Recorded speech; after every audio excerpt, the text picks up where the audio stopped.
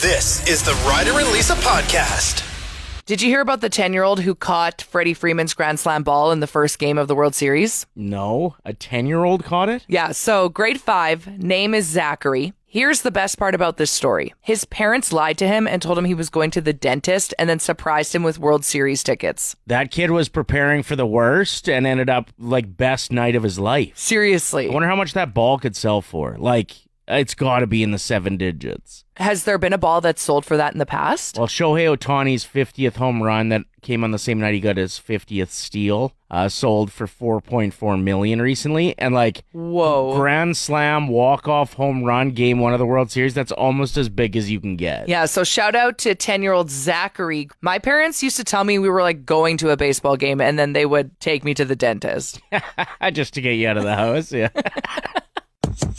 In the past, I know a lot of football games have converted them into a cartoon to make it interesting for young children. Yeah, they did like the Nickelodeon version of the NFL. Right. They're doing it again, but this time it's with The Simpsons. So they're going to be hosting a real-time live animated Monday Night Football game, the Bengals versus the Cowboys, on December 9th. So this is going to be streamed on Disney Plus and ESPN, where Homer and Bart will be the hosts and sometimes play on the field, while Marge and Lisa will interview players during the game.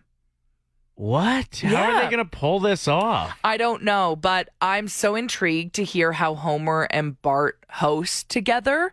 Are they going to get into arguments? Is there going to be like iconic lines from the show? Usually the stuff is just targeted to kids, so I'm not that interested, right? Like, but this, The Simpsons, like, it's kind of for adults to watch. well, I'm super intrigued by this. That's a smart idea. So maybe add that to your calendar. December 9th being streamed on Disney Plus and ESPN. The entire cast of The Simpsons. And I'm sure there's going to be some cameos of other people. Like, you got to think that Barney's going to be belching in the crowd, drinking a beer. We got to have Mo there serving beers. Marge's sisters will be the wide receivers, but they can only play the first quarter because they're gassed from all the darts. There was an encampment that was torn down recently by the Edmonton police. It was, I think, around 34th and Roper Road in the forest area there. And I saw some drone footage of it. And from above, you would never know it was there. They had everything covered in twigs and stuff to make it look like it was part of the forest. Yeah, it's like when I go and look for my golf ball in the bush. And I'm like, yeah, it's not here. It's not here. But it's just because it's covered. There were 5 people living in it. One of them since last winter. And even the Edmonton police and all the journalists that were reporting on this story couldn't help but say, we were impressed. Pretty spectacular. Pretty amazing work that was put in to make this a livable area in the forest. Anybody who would have like built a fort growing up would have been impressed with the work that was done. EPS even saying it's the most elaborate encampment they've encountered yet. They had like a makeshift power grid with solar panels. Yeah, they had like, I think they had 2 generators that were like dug into the ground. Yeah, underground. Various household appliances, including like a washing machine. Yeah, well, they had water from the creek that they had a system to get it up like into a sink and everything. Incredible. Yeah. And like, it looks dope. Like, I saw the pictures of it, and I was like, man, if my buddy built that, I'd be so pumped to go and hang out there. Yeah. I kind of feel bad for, the people that, especially this time of year, this is when you need to know that you're protected from the elements, and if that did its job last year, it's just kind of, you flip sad. Everything upside down in their lives. They had, there were a couple like stolen bikes and stuff that those were sent back to the original owners. They found a machete. They found some other weapons and stuff. Some but guns, I'm like, $8,000 in stolen goods. So yeah, these people weren't upstanding citizens. But I will say the machete probably being used to build. Good point. Can't be mad at that. Man, yeah, I'm just watching the video right now of them going through this place. And they did say tile flooring. Yeah, they had tile floor and they had it like perfectly patterned out on the ground. They did say that one bad storm, though, if this were to blow it, it could have crushed somebody inside of it. You wonder who ratted them out. Right? I mean, how'd they find it? If my bike got stolen and I found out that's where it went. Yeah, maybe that's the case, yeah. I would rat them out, and they did have a lot of bikes there, it sounded like. But still. Yeah, it's it's tricky. They were all offered a place to stay afterwards. Okay. Support services to the occupants, and they were all declined. They weren't interested. So. Again, like just super impressed with what they created. Like when I was growing up, the best fort we had was just made by nature underneath a massive pine tree. And this guy, Matthew, that lived down the street, took a dump in it. So we couldn't even enjoy it. Why is it always the Matthew? Why? So we have a winner for the tickets to the just announced Great Outdoors Comedy Festival show featuring John Mulaney and Jim Gaffigan on July 20th. And we were looking for the city Winnipeg. So congratulations to everybody who guessed that. You're qualified, but you got a winner. I do. Cam, you picked up a pair of tickets to the Great Outdoors Comedy Festival. Again, if you want more details on that, we have it posted on our Facebook page with our pre-sale code as well. And I'm pretty sure they usually don't just do one night. They'll probably be announcing and rolling out some more shows. But very excited about that. They're starting off big. We love it. All right, I wanted to get into the fact that we're losing an hour of sun this weekend. Just a reminder. Ugh, I hate that. I know. So if you get the winter blues real bad, which I think is quite common where we live, just a reminder, take your vitamin D. But I'm not talking like 1. Take 5. I'm not even joking. My pharmacist buddy was telling me, like, you need to be taking more than 1 vitamin D pill a day. You should be taking like 4. You take 4 or 5 vitamin Ds a day? I take like 4 vitamin Ds a day, yeah. And you're still miserable. Exactly. See what I mean? That's why it's important to be taking it. But no, there's some pretty good tips online about what to do because we are losing that hour of sunlight. Take your vitamin D. Try to wake up earlier. Have more soup. Eat more root vegetables. Start journaling, more exercise, more therapy. Honestly, you got to stay on top of it. Okay, hold on. I know that I'm not alone with this. Does anybody else get confused on if we lose an hour of sunlight, that means we gain an hour of sleep, though? Do we? I'm pretty sure, because the clock goes back an hour. So Are you sure it goes back an hour, or does it go forward an hour? No, it's because that in the spring, it springs forward. Spring back babies. What's the line? Spring forward, baby got back. No, springing forward and falling back is got it. Custom, right? Yeah. So we actually gets darker at like 4 p.m. Yeah, just quit with that and let's just focus on the sleep. The amount of sleep you get, I think we get an extra hour in the fall. And then we lose an hour of sleep in the spring. So this is actually the good time change. Yeah, I guess you're right. This is when it's like, oh, yeah. Well, they got to compensate for the 1 hour less of sun. No, we're not talking about that because that's what makes it so confusing is when you start throwing in that we're losing something. I'm just giving everyone the heads up. Stock up on your vitamin D, make some soup, get your root vegetables, and go to therapy. And now, here's another terrifying episode of Terror Tales!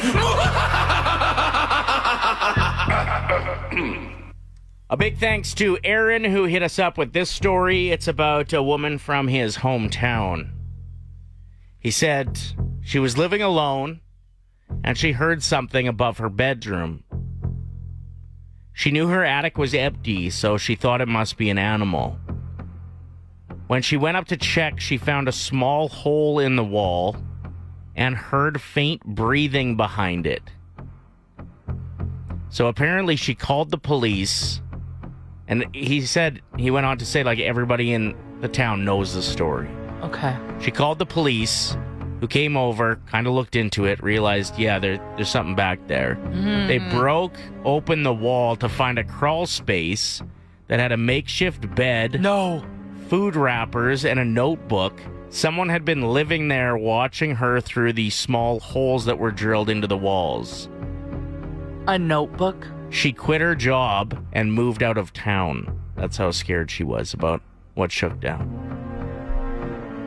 What was in the notebook? I wrote him back and said, did they ever figure out who this was? And he said he doesn't think so. And I didn't ask about the notebook, but I can. I'll send him a message. This reminds me of the movie I See You. Same vibes. Even just knowing somebody was in your house, you know what I mean? Like, Even you see when the somebody, creeps, let alone living there. when somebody breaks into my vehicle and just everything's moved around, I feel icky about that. Yeah. And they were in there for maybe 2 minutes. I can't imagine someone in your walls. Thank you for sharing that story, and our apologies to anybody who loses sleep because of it. Luckily, you'll get an hour this weekend back. It's Ryder and Lisa's 1K wordplay. Brought to you by Out of Bounds Restaurant. We are joined by Texter 107. Chris, what's going on today, my friend? Hello. Not too much. All right, let's hopefully give you $1,000. Here's how it works. Yes, You're going to choose a teammate. They're going to leave the studio. We'll give you 5 words. You have 25 seconds to tell us the first word that comes to mind. We'll invite your teammate back in. For every word that matches with yours, it's $25 in your pocket. If all 5 match, we jump it to 1,000. So, Chris, you've been listening for a while. Who do you want as your teammate? I'm going to go Lisa. Yes. Rowdy, you got good words today or what? I do. I'm going to start the timer as soon as Lisa leaves and after I give you the first word, okay? That sounds good. The first word is YouTube. Video. Grapes. Great. Grapes. Legends. Reality. TV. Pillow. Bed. Vacuum. Cleaner. And what did you say for grapes? Sorry, Grapes. Fruit. Okay, there we go. Let's get Lisa back in here and give away some money. You did great. Yeah? All right. I'm ready. All right. Lisa, what is the first word that comes to mind when I say YouTube? Video. Good start. $25. Reality. TV. 50. Vacuum. Okay, there's 2 options. Oh, boy. Oh, there's 2 options, Chris. Suck. That answer sucks. Cleaner. Vacuum I was going to say cleaner. carpet, though. Okay. So either way, it wouldn't have been good for Chris. Let's keep going, though. We're not done. Grapes.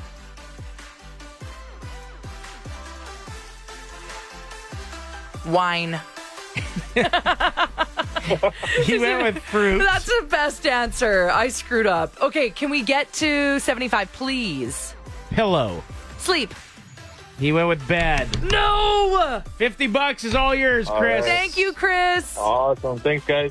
Thank you. Next chance to play tomorrow morning at 7:50. Did anyone else say suck? Anyone? Bueller? The single ladies are wildin' right now. Can you elaborate? Well, I had a buddy tell me that his dating profile has just been popping off lately. Do you think it's because it's getting colder outside and a lot of people want to settle down and have a cuddle buddy? Yeah. I don't know. I would imagine that's probably part of it.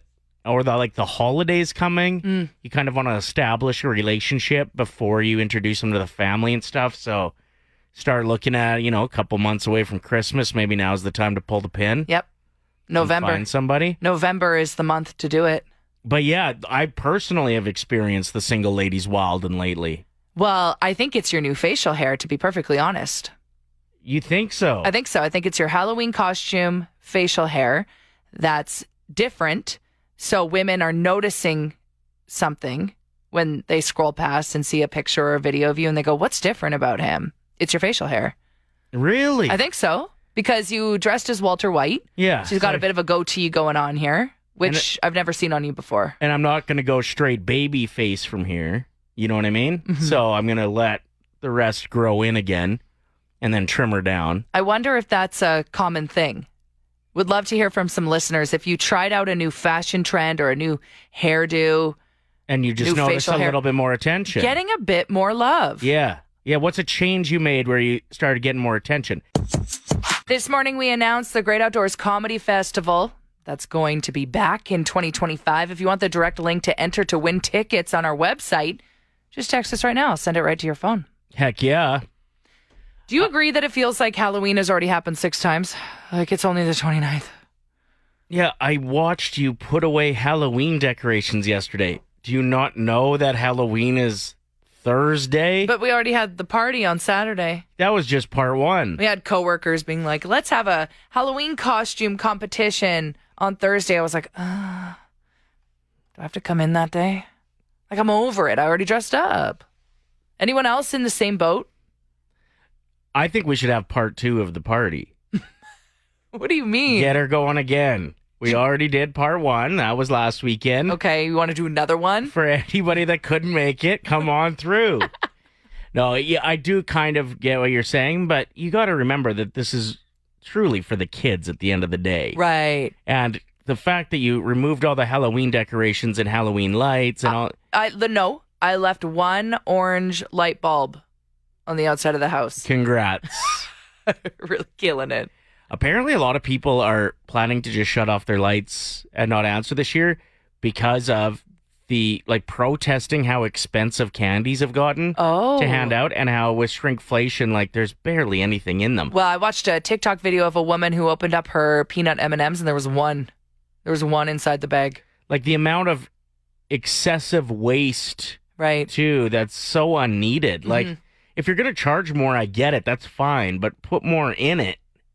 You know what I mean? Or keep it the same and just charge a bit more. You can't be charging more and giving less at the same time. Mm-hmm. I don't know. So I get what people are doing, saying no, this is the way I'm protesting. It sucks for the kids at the end of the day again. Mm-hmm. So bad year for the kids. Lisa's already taken the decorations down and everybody's shutting their lights off. I'm sorry. Yeah. It's over. It's definitely not over. I feel like you do this with a lot of different holidays. Yeah, on Christmas Day, I start taking down the tree because it's done. That's just so On ridiculous. to the next. On to the next. It's New Year's. You got a New Year's tree to put up? The Ryder and Lisa Podcast. Play 107.